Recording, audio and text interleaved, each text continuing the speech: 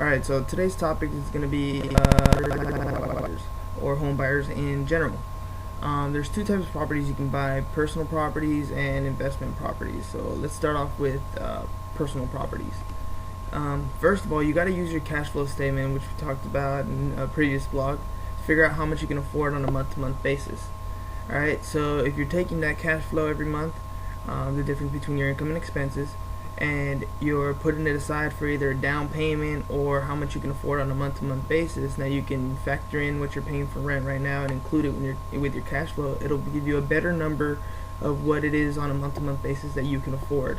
So the important thing when you're buying a personal property is to set aside what your monthly payment is going to be. Now it has to include a couple things. We'll get to that in a second. And number two is a down payment. In the past, you have different lending programs that might minimize the amount of down payment, and some of those programs are still around, but you want to be able to put a bigger down payment, especially if it's going to be a house that you're going to live in for a while. It's a good way to get a better interest rate for the long term.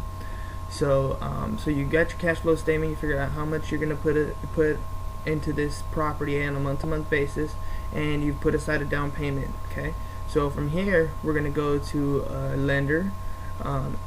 You can pick any of the big companies: Century 21, Coldwell Banker.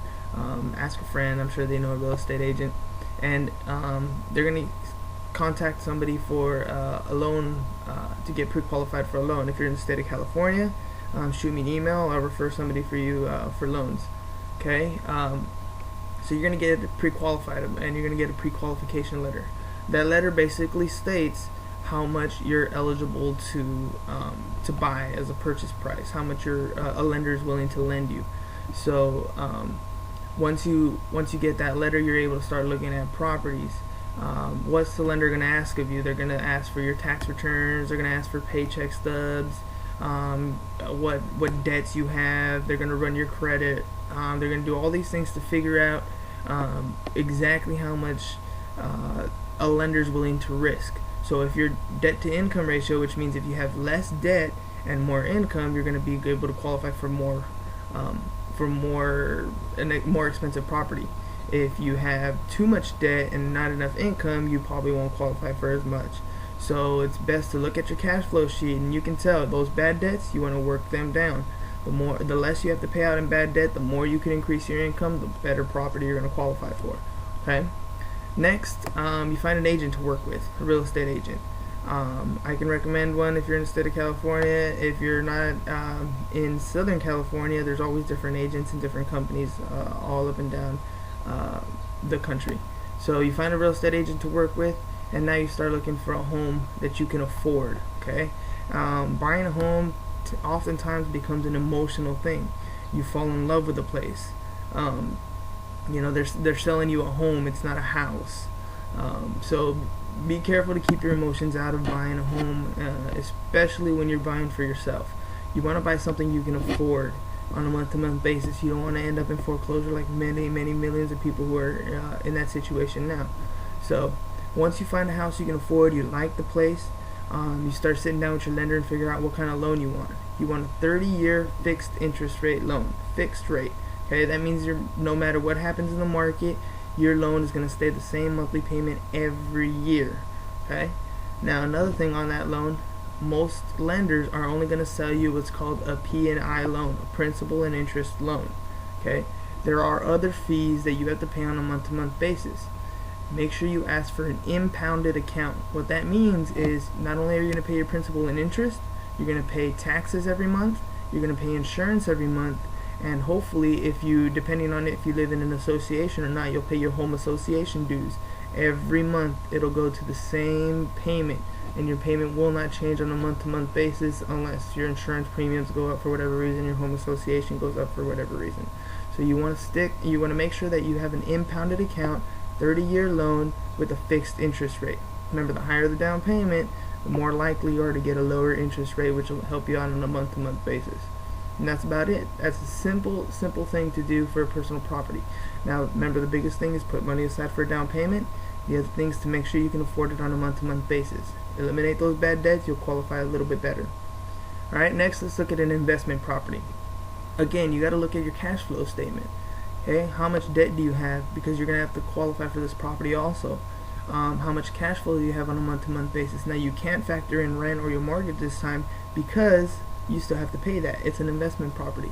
Now, once you figured out how much you're able to invest, how much your cash flow allows you to invest, you start putting money away for a down payment.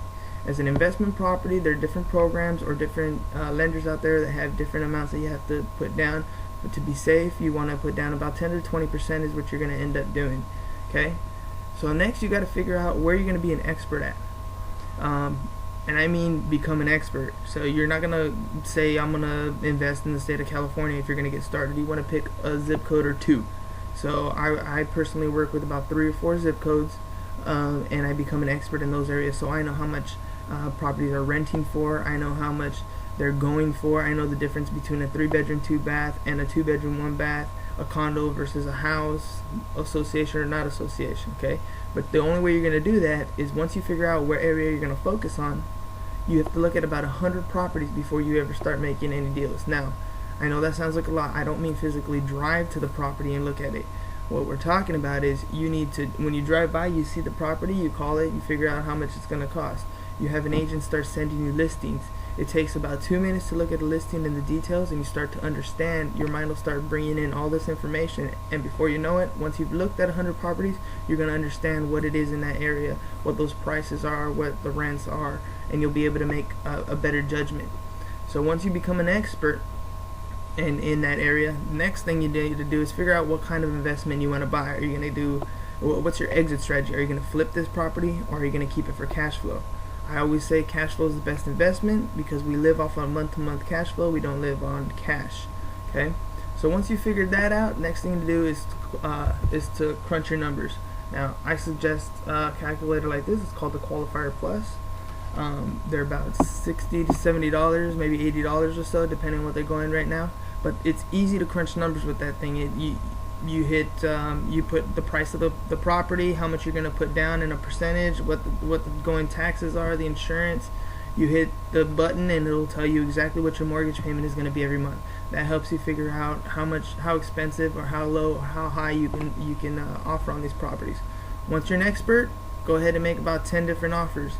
Now, if you're getting all kinds of offers accepted, then maybe you're offering too much. All right, so you want to make sure you're playing with the numbers a little bit. You have to negotiate. You're on top of your game right here at this point. You're the one in control. Remember, it's your money, so don't let anybody push you around into saying this is the best property, that's the best property. This is where you're going to do your homework.